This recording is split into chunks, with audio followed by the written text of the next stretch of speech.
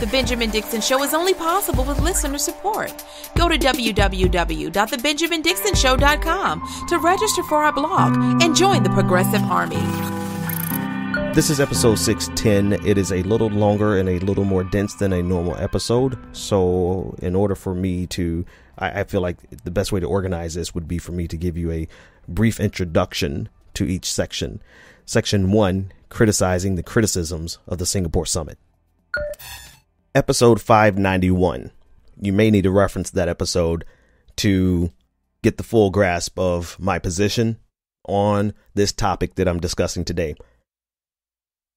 I'm recording this on June 12th, 2018, episode 610, the same day that I gave you 609, but I had to record 610 because of what's happening with North Korea, Donald Trump, but most specifically, what's happening in leftist circles. And I said around episode 600 that I wasn't really going to engage in arguing with the edge cases of the left, but I can't not do it because I have a responsibility in that I have a platform and I have a voice. And when I see things, I have to say something. When I see things that are detrimental to the actual progress of leftism in the United States, right? The actual countervailing force to everything that's happening with the right, the far right, and the center right in the United States. It's detrimental to have certain trains of thought to go unchallenged. You can think what you want, but to have it go unchallenged as though you speak for the left, it's detrimental to the left. And let's begin here. Let's talk specifically about Donald Trump's statement that he came out with North Korea. And let me begin by saying, if you haven't already, you can check the record on Twitter as well as podcast after podcast, that despite the fact that Donald Trump is erroneously given credit for this peace process, that matters not. What matters is that the peace process is allowed to succeed.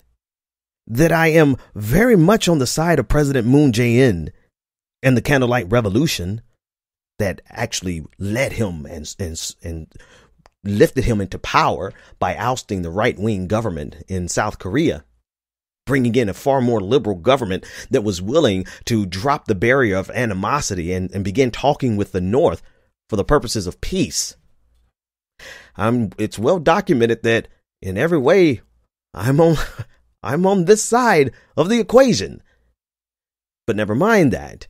Again, we find ourselves in this intentionally obtuse space occupied by generally Marxist-Leninists that insist that if you ever find yourself being disgusted and speaking out against the human rights violations outside of those committed by the United States of America, then you're an imperialist. And it doesn't matter if you support the peace process. It doesn't matter if you oppose intervention in Syria. The mere fact that you open your mouth and speak of the war crimes or the human rights violations, the murders, the suppression of dissent, the political prisoners, if you speak out about those outside of those committed by the United States, well then, you're a neoliberal CIA stooge. That's how you sound in my head when you talk that ridiculous or when you tweet that ridiculously. But all that said aside, I'm on the side of President moon-jae-in, not necessarily Kim-jong-un. I'm not on the side of Donald Trump. I don't even think sides matter in this equation. If we can get peace, if we can get a denuclearized, and I'm really curious, I'm going to say this sentence, but I don't believe that the people who disagree with me actually want or believe that North Korea should denuclearize.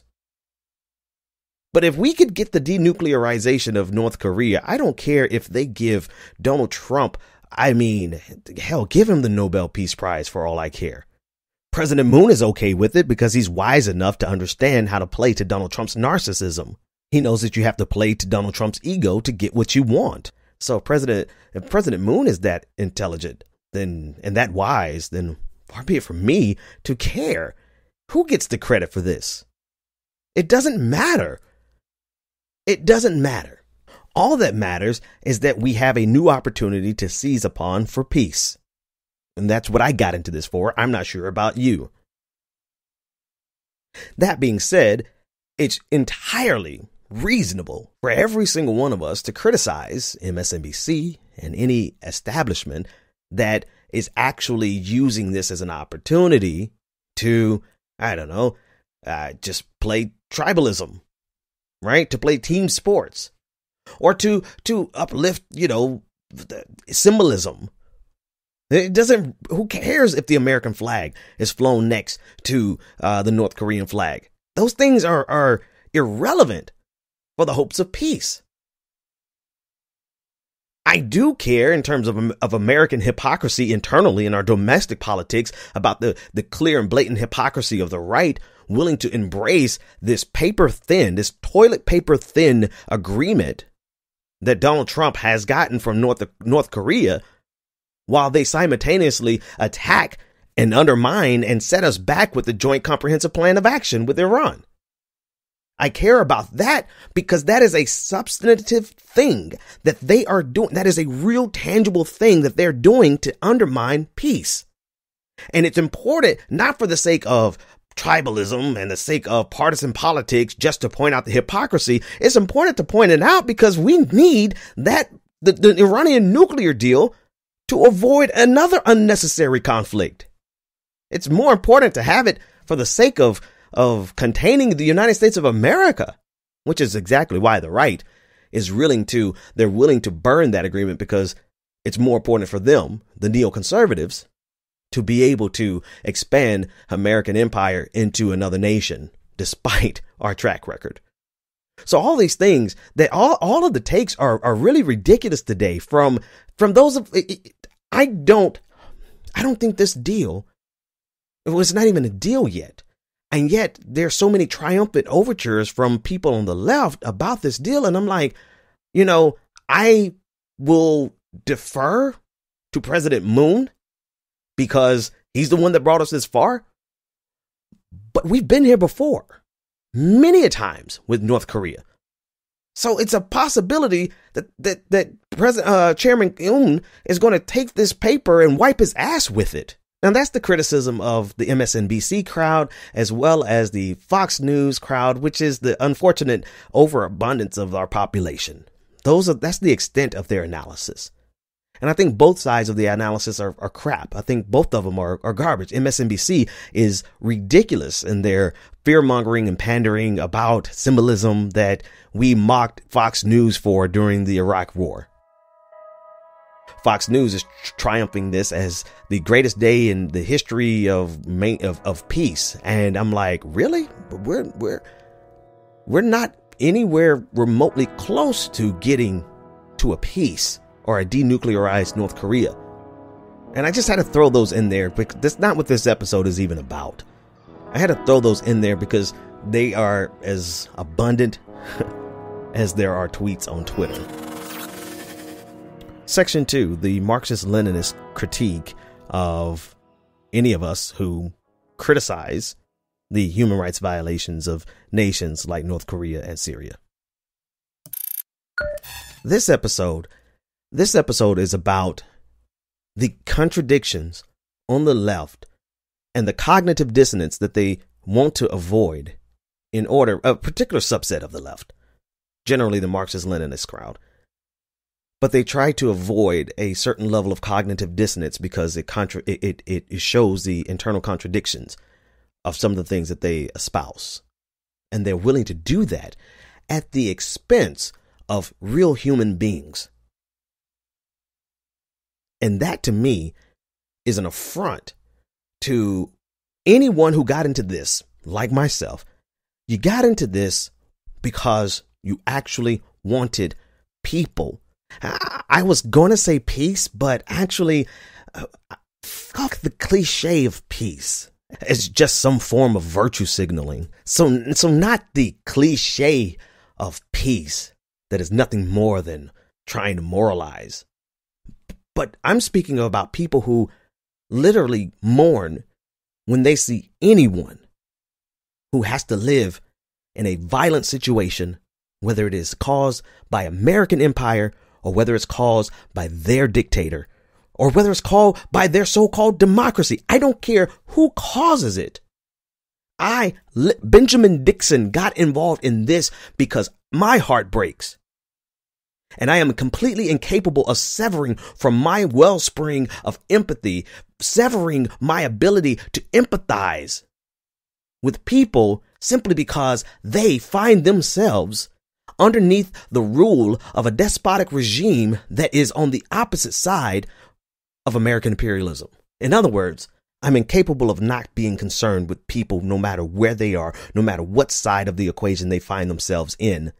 And that's why I got into this. And if that bothers you, if my concern about the family in Syria whose children have been killed because of a bomb from the rebels backed by the CIA, or from a bomb from the Assad regime, it matters not to me where the hell the bomb came from. All that matters to me is that there is a family there that is broken and mourning because their children are dead. If you find it necessary for you to absolve every other nation in the world of their crimes against humanity, of their suppression of dissent, of their political prisoners, of their brutality, if you find it necessary for you to pretend as though none of it ever existed and all of it is nothing more than propaganda, or even if it does exist, which is now the new argument that we have no right to be concerned about it because we're in the seat of empire, I think you're worse. I think you're worse than the people who are tribalistic and only are concerned when it's on one side or the other, because you're willing to turn a blind eye. You're willing to turn a blind eye because confronting it would force you to confront the internal contradictions of your ideology. And whereas I believe that the value of every life is priceless, no matter where they are, no matter on what side of the equation they find themselves, I find you far more repugnant, because the value of life to you is whatever it takes to uphold your ideology. And actually, as I think about it, that pretty much makes you equal. That doesn't make you worse than a tribalist. That actually makes you your own version of a tribalist. Number 3, the democratization of our political ideology, and why your voice is just as important as mine. So my actual training, I don't talk about it a lot. At least I don't think I talk about it a lot. My regular listeners, you can correct me, but I don't think I talk about it a lot. My actual training is in international security. My master's is in international relations, and I am all but dissertation in international security. And I think it's important for me to make this point here to let you know that the only reason I don't have my PhD is because I ran out of money. I'm literally working class. If you knew how much I don't make, you would be like, what? Yeah, no, I'm working class and I can't finish school because I don't have the money. I can't finish my PhD. But I got really far. I did a lot of research. I did a lot of study in this field, specifically because I was motivated to get into this field to end war, specifically American imperialism.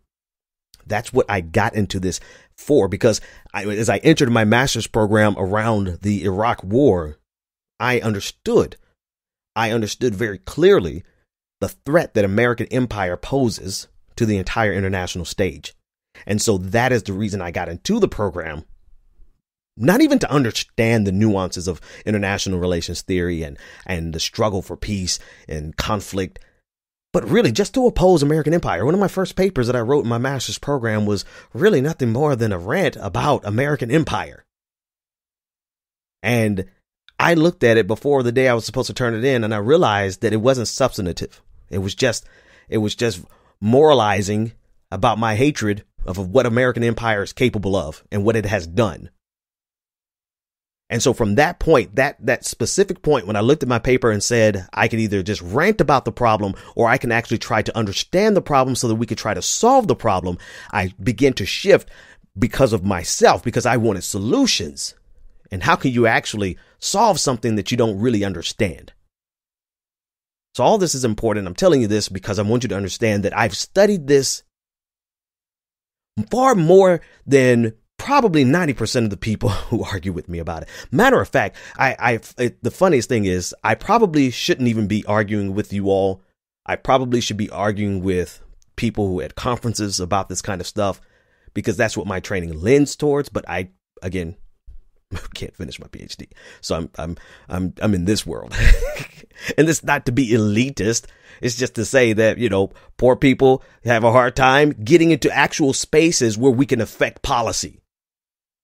Getting into actual spaces where we can actually influence the decisions. I said this on episode 591, I believe, that if I had the opportunity to stop one person from getting killed on the international stage, whether it be from an American drone or whether it be from their own dictator, I wouldn't spend a moment arguing with you on Twitter.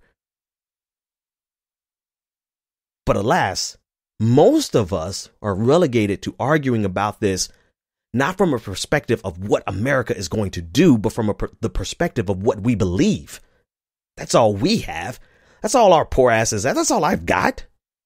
I've got a platform that's growing and gives me the opportunity to discuss with you what I believe. That's all I've got. I am not afforded, just like you, we're not afforded the opportunity to be in the spaces that actually influence these decisions. Not yet. Carrying out my own little proletariat revolution or my own little coup of power, where a dude who had to drop out of school because he maxed out his loans because he had to be able to take care of his family while he went to a PhD program is going to be able to actually influence the decisions that are made on the international stage. But until then, all I can do is tell you about it. And I mentioned that specifically based on episode 591, because it's important for you to realize that most of these conversations we have no bearing whatsoever on what actual policies are implemented on the international stage. But what we do have the ability to affect is what we accept inside of the Overton window of our political philosophy, because we're living in a democratized political philosophy and political ideology space. And so whereas I might lament over the fact that I don't have enough money or didn't, and it's too late now, but I didn't have enough money to finish my PhD, I still have the opportunity, just like you, with your platform, to influence what we believe in this space as leftists. And to be redundant, but necessarily so, it's critical that you understand that this is not about North Korea. This is not about Syria. I've said it many times before. This is not about what the United States does there or should not do there. I've made it clear where I stand on that. I've made it clear that I support this peace process on the Korean Peninsula, regardless of whether it's Donald Trump or President Obama, because it's really being headed up by President Moon. And that all the United States and Donald Trump has to do is to stay out of the way and allow the Koreans to work this out. But I also believe more in President Moon than anything else. And the people of Korea, particularly the Candlelight Revolution of South Korea. I believe in them. They will get it done despite America. So this is not about them. This is not about Korea. They will work that out. This is about us as leftists. This is about what we believe. This is about what we think is acceptable inside of our space. This has everything to do with the fact that there are people in our spaces right now who feel that it is okay to absolve every nation that is not the United States of their war crimes because they're not the United States. Or even worse, to pretend as though those war crimes never existed to begin with. This is a large and growing group of very vocal individuals who are in this same democratized space as I am, and their voices carry as much weight as mine. So this is not punching left. This is let's clear the air and everyone say their piece and you decide what you believe. Section 4, the first ideological contradiction that this North Korean deal exposes.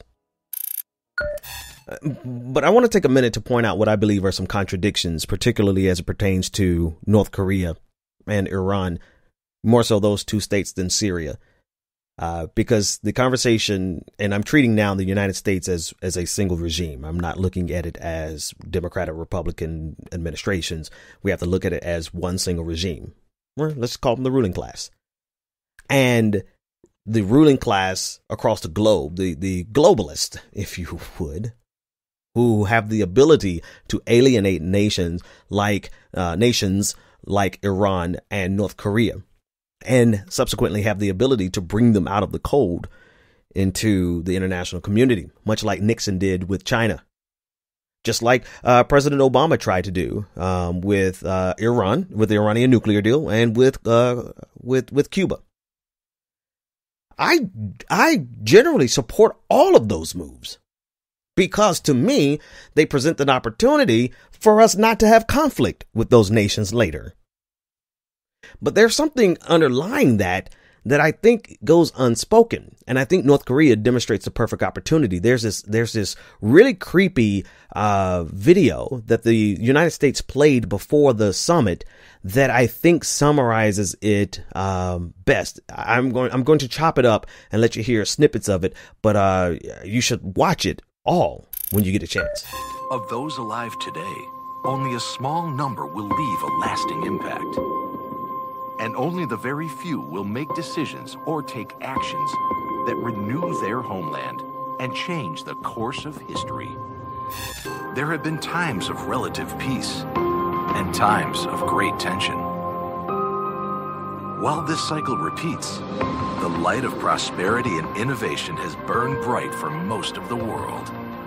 And there comes a time when only a few are called upon to make a difference. But the question is, what difference will the few make? A new world can begin today. One of friendship, respect, and goodwill. Be part of that world, where the doors of opportunity are ready to be opened. Investment from around the world, where you can have medical breakthroughs, an abundance of resources, innovative technology, and new discoveries. What if? Can history be changed? Will this leader choose to advance his country and be part of a new world? Be the hero of his people? Will he shake the hand of peace and enjoy prosperity like he has never seen? A great life or more isolation? Which path will be chosen? Featuring President Donald Trump and Chairman Kim Jong-un in a meeting to remake history. So reporters mistakenly thought that was from North Korea, but that was actually from the United States, trying to woo North Korea into a deal to bring them into the international community. It's coupled with images of luxury, of yachts. It's expressly using language of the elite, that there are only a few that can carry this out. And I think this video perfectly encapsulates a contradiction that I don't think many people are talking about, and that, particularly from the left, right? The contradiction is that this deal, just like the Iranian nuclear deal, is going to be to bring North Korea into the current global order, the current capitalist global order. North Korea isn't coming out of the cold into the fold in order to bring a socialist economy. This video shows you not only are they going to bring capitalism, but they're bringing neoliberal capitalism, elitist capitalism. They're using the lure of wealth to draw North Korea into the fold. And in international relations theory, I've got bad news for every person who supports this, including me. The literal definition of neoliberalism in international relations theory is the support of economic trade as opposed to conflict. I mean, that's the watered down definition, but neoliberals on the international stage believe that we can have cooperation through trade and through booming economies versus conflict and constant fights for power. So for everyone who supports this, like I do you really understand what you're supporting? Because if you're criticizing me and believe that you're doing so from the left, because I happen to think that it's a worthwhile endeavor for us as individuals to hold the line at human rights violations, even if our government doesn't do it. If you're criticizing me and you believe you're criticizing me from the left over this North Korean deal, do you realize that you're actually supporting the expansion and the solidifying of capitalism as a global order? And that North Korea is not bringing socialism to the international order, but we're bringing capitalism to North Korea. And yet you criticize me for just discussing human rights. I mean, you're literally underscoring and supporting the capitalization, the neoliberalization of North Korea. And I know full well that I support it despite that, because this seems to be the only opportunity for us to have peace. Similarly with Iran. Despite the fact that the Trump administration blew that deal up, we had the opportunity to bring Iran from the cold into the fold and give them back access to the wealth that we stole from them and give them opportunities to be a part of the global capitalist order in which their elite can benefit by the exploitation of the proletariat. I mean, think about it this way. Once this deal is successful in North Korea, and we have a denuclearization process, guess where our new cheap labor is going to come from? Capitalism is a seductive devil. It's now offering us peace in exchange for a new market of free labor, of cheap labor. And yet, I'm getting criticized ostensibly from the left for just saying, hey guys, can we not be okay with human rights violations because, whether it's a bomb from an American drone or whether it's being a political prisoner because you disagreed with the administration of your regime. Wherever it comes from, I just think that it's a worthwhile endeavor for us to care about people enough to not say as individuals, as people, not as our government sucks. The American government sucks. They will get in bed with any dictator they can, and they'll overthrow that dictator later, and then they'll kill that dictator, and then they'll leave the people to be ravaged and plundered by local warlords. America sucks. But I'm getting criticized from the left because me as an individual, I think that we as individuals and leftists collectively should not allow complicity with with war crimes and with human rights violations to sneak into our ideology unchallenged. You think you're criticizing me from the left, but you are underscoring, you're opening up North Korea to the exploitation of their working class. And you're doing so in some twisted name of leftism. I mean, do you guys really think these things are all the way through? I don't have a resolution for it.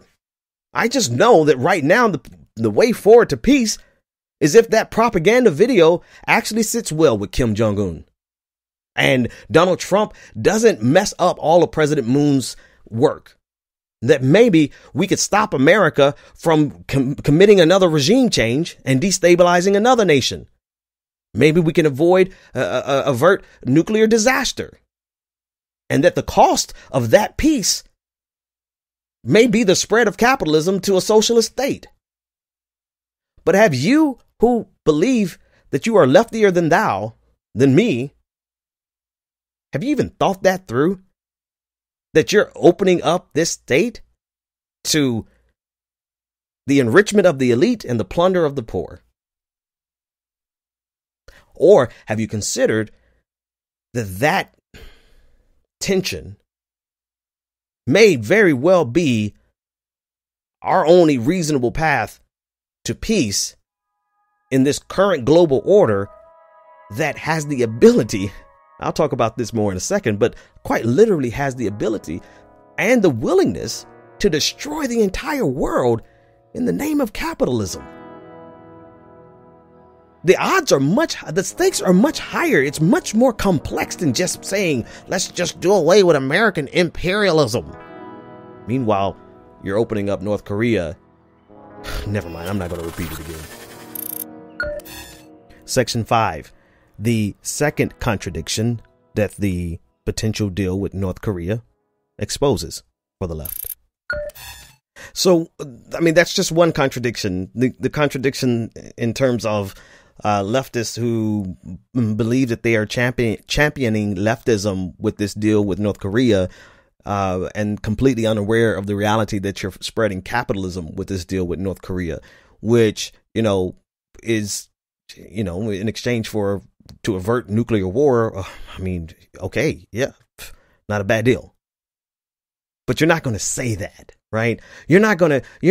Some of you aren't even going to admit to that, yet you'll sit by and watch it happen, but you won't admit to it because it doesn't fit. It doesn't comport neatly into your worldview. And admitting that means that you have to deal with the cognitive dissonance or the apparent contradiction. You would rather just grandstand about American imperialism while you are being a vessel through which American imperialism is being strengthened, that American imperialist capitalism is being strengthened and spread to a nation that you proclaim to be in full solidarity with as a comrade in opposition to American imperialism. I just really wonder if people think these things through beyond the talking points that they get on Twitter. Because I have. Which brings us to the second contradiction that those critics of us who stand against human rights violations, the North Korean deal actually exposes another contradiction in your thinking. Much of the justification that we've had from this small but very vocal group of individuals who believe that we have no authority to say anything. The United States has no authority to say anything to North Korea or to any other sovereign state. That's a word that they use often, and it's an important word for the contradiction. So remember that. The United States has no right to tell another sovereign state what to do. And subsequently, that means that the United States has no right to really tell North Korea not to get nuclear weapons.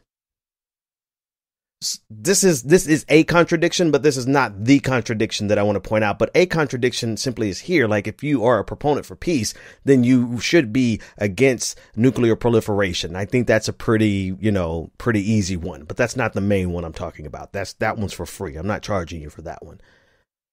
But the contradiction lies in this idea that every state is sovereign, which it is. And the fact that you believe that no state has the right to tell any other state what to do, which they don't. But those two factors are quite literally the underpinnings of why we have constant conflict on the international stage. That no state is the boss of any other state. There is no overarching authority that is a legitimate authority. There is no Leviathan that all states must be beholden to. Every actor on this international stage can do whatever it wants to do, which is quite literally the explanation and the justification for war as we know it on this international stage. I mean, this idea goes all the way back to the English Civil War with Thomas Hobbes, when he outlined that we have no overarching authority to which every state must be beholden. He argued that in the Leviathan. And as a result of that absence of an overarching authority, every state is sovereign, right? Yes. No state can tell any other state what to do, right? Yes. So that's why North Korea has the right to pursue nuclear weapons without any concern for any other state, particularly the United States of America. Forget the moral argument. Let's just look at the structural argument that you're making here. The structural argument is that nobody can be the boss of any other state, because you're saying that all these other nations have the right to pursue weapons the way they want to pursue weapons without any concern for any other nation. I mean, you're hearkening back to the exact philosophical underpinnings of neo-realism and neo-realism. I mean, you're going all the way back to Thucydides and justifying and saying, hey, every state can get a nuclear weapon. Let them get a nuclear weapon. Well, you have just created the conditions of an arms race, which inevitably leads to conflict. But that's not. No, that's not the contradiction I'm pointing out. That one is also for free. You could have downloaded that PDF off the internet.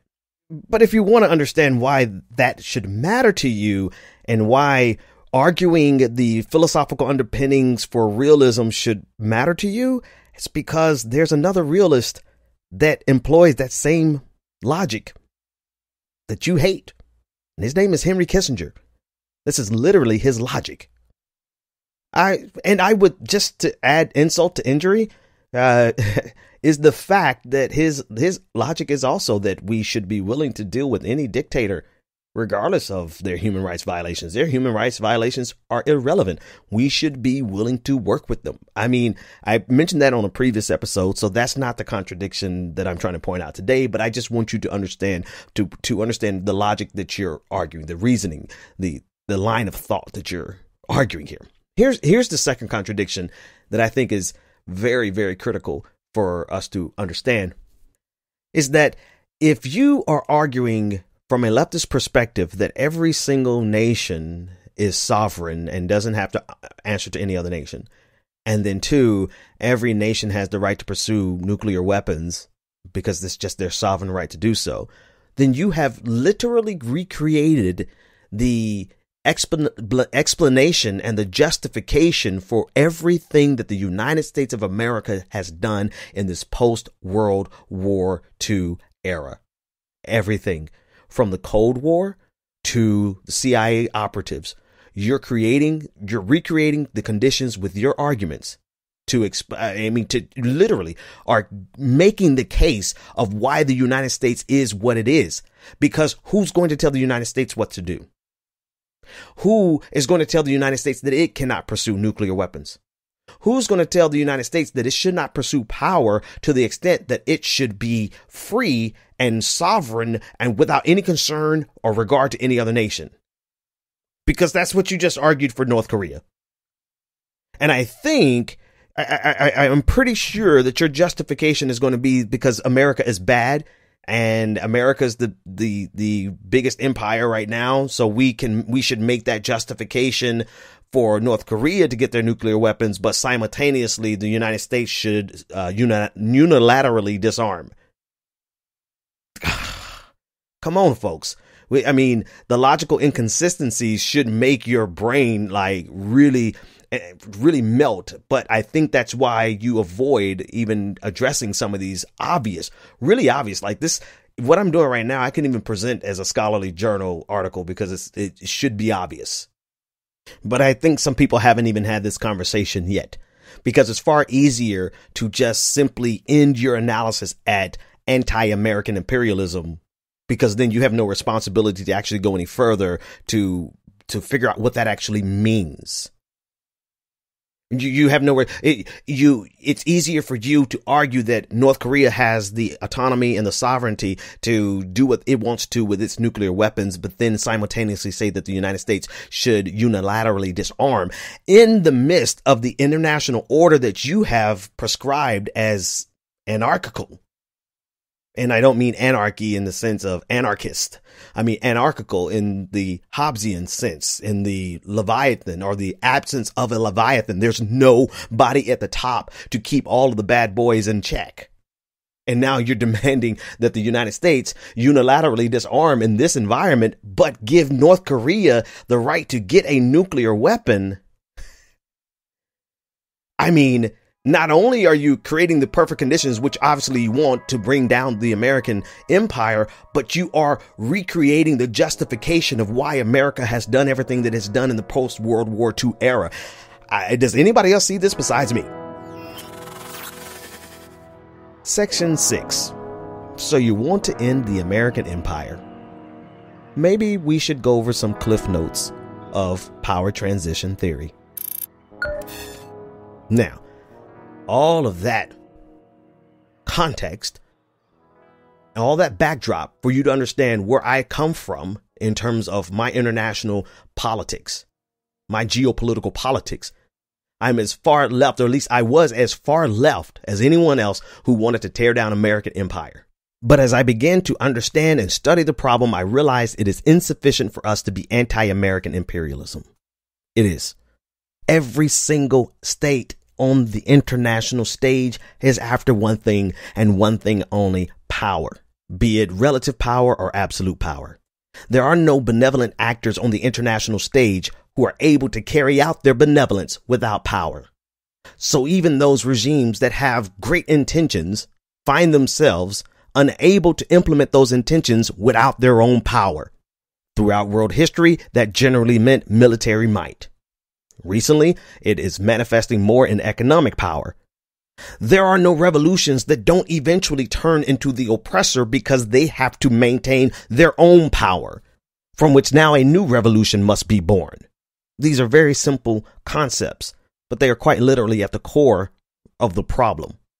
And you can either grapple with the reality that we as a society have not answered these questions, or you could simply say, no, the problem is American empire. And all we have to do is end American empire and everything will be fine.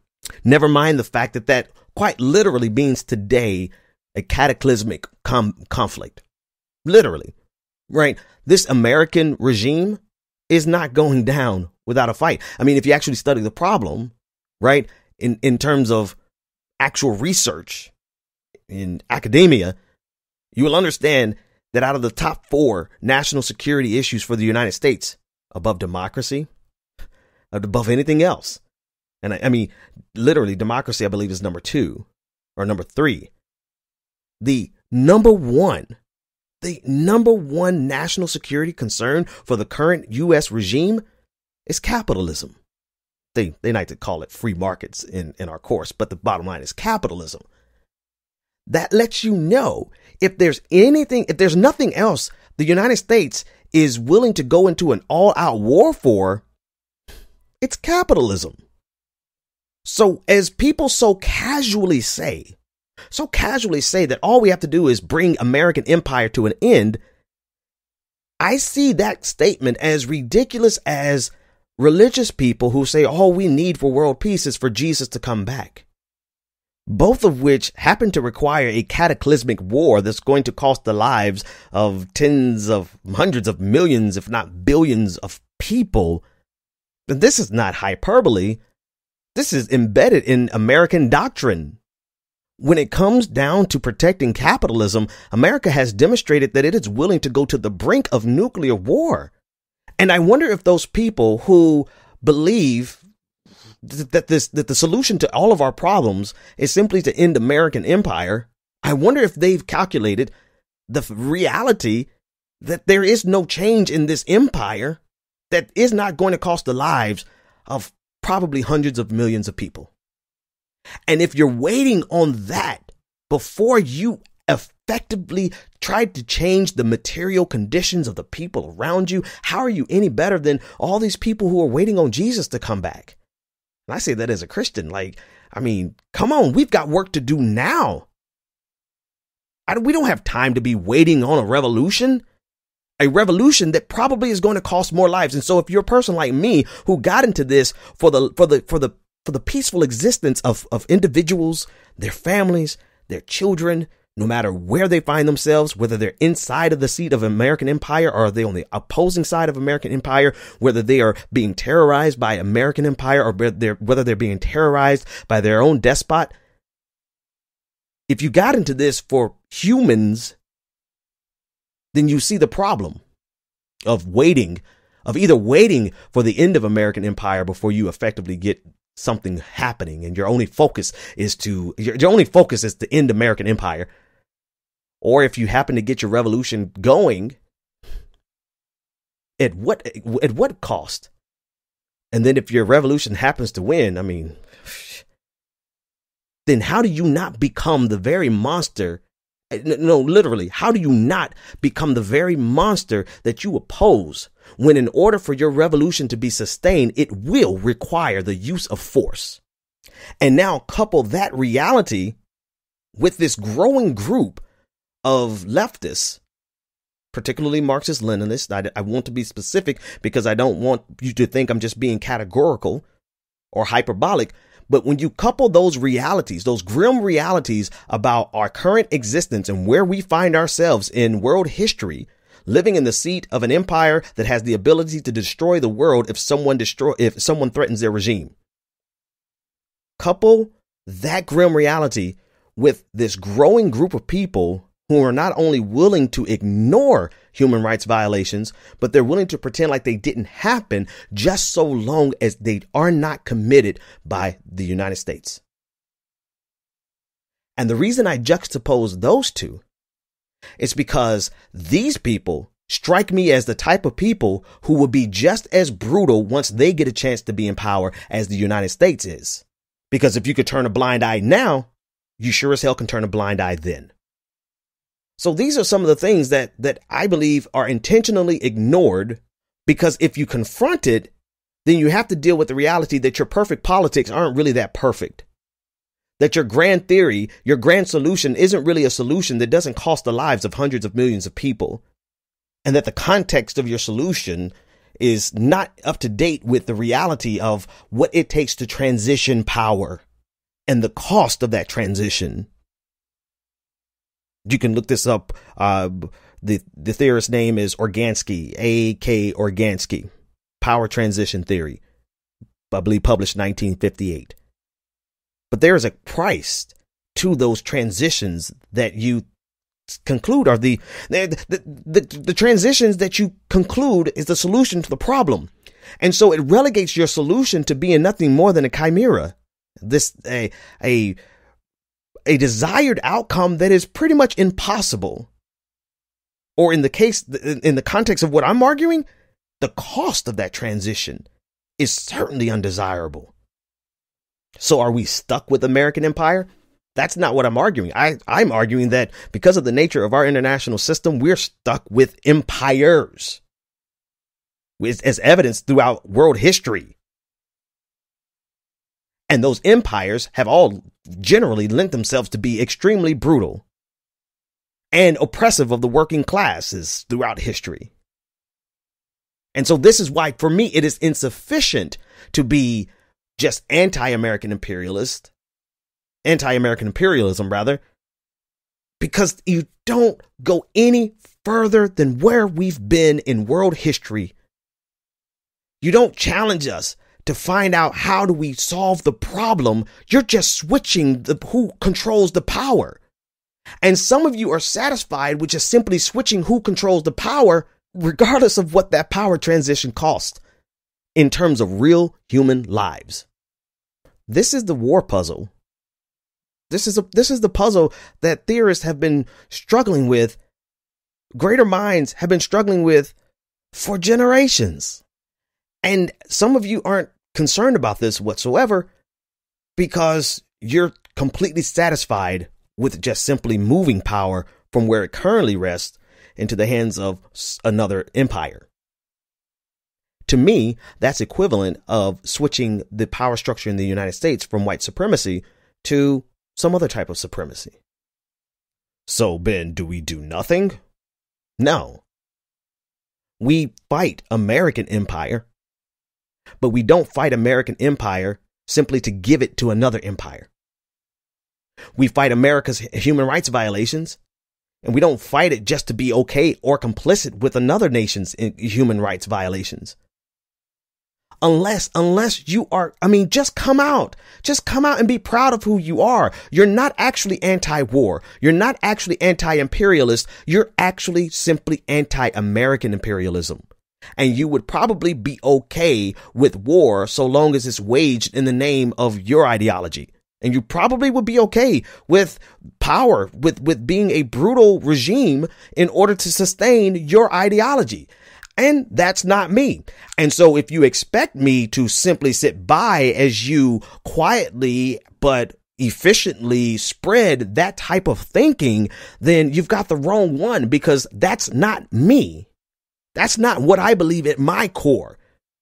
I have no more desire to see the next empire than I desire to continue to see American empire. And I'm not deluded enough to think that any of these actors on the international stage that are just as power hungry as the United States. And this is not just some general observation or some aphoristic statement. This is the reality of our international order. Every state is out for itself as a necessity. I'm not deluded enough to think that they are so benevolent that they are incapable of currently committing some of the same crimes committed by the United States. We constantly rant about America's dealings in the global South and neocolonialism. But then we're silent when we talk about China's activities in the global South, specifically Africa. When we talk about Russia's activities in the global South, specifically Africa, Iran, all of these nations employing the same technique, using the guise of economic development as a means of getting access to unbelievable wealth and resources, using the same technique of undermining local regimes, local sovereign governments in order to be able to capitalize. I mean, these are literally the same techniques occurring in the global South right now at the hands of China, Russia, and Iran, just like America is there doing the same thing, just like the UK did historically. So you're either anti-imperialism, anti-colonialism, or you're just anti-American imperialism and perfectly okay if it's committed by other nations. Well, Ben, America's the greatest empire right now. Yes, we are. And we must be opposed. And we must contract our empire. And we actually have an opportunity to start this contraction. But please tell me, why is it necessary for you to be complicit with the next empire? I'll wait.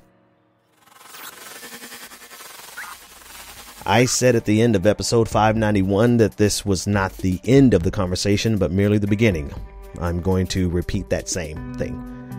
The conversation is only beginning, and I'm sure there's going to be enough rebuttals to this to keep us busy for a while. So while you all gather your rebuttals, I'm going to get back to work tackling the right and the intellectual dark web, because they're getting out of control too. Thanks for hanging out with me, everyone. It's always a pleasure. I will see you next time. Take care. The Benjamin Dixon Show is only possible with listener support. Go to www.thebenjamindixonshow.com to register for our blog and join the Progressive Army.